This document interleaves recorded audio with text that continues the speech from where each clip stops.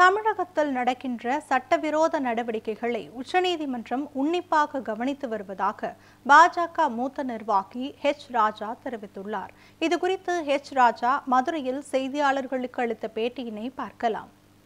தமிழக முதல்வர் ஸ்டாலின் அவர்களுடைய ஆட்சியில ஆண்டுக்கு 2000 வழக்குகளாக இருந்தது 2021ல. இப்ப எவ்வளவாயிருக்கு? 9000க்கு மேல. ஒரு மணி நேரத்திற்கு ஒரு பெண் பாலியல் வன்கொடுமை ஸ்டாலின் ஆட்சியின் கீழ் நடந்து கொண்டிருக்கிறது.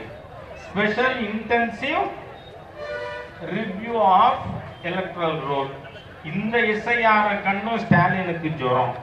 இன்னைக்கு இருக்கின்ற இந்த ஸ்டாலின் அரசு ஆள தெரியாத ஒரு அரசாங்கம். ஒரு மணி நேரத்திற்கும் தமிழகத்துல பெண்களுக்கு எதிரான வன்கொடுமை நடக்குது.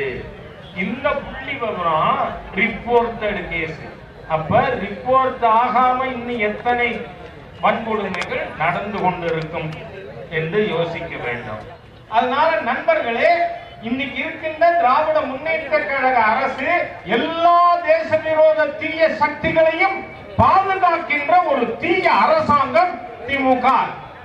நாட்டுல பெண்கள் சுதந்திரமா நடமாட முடியாது.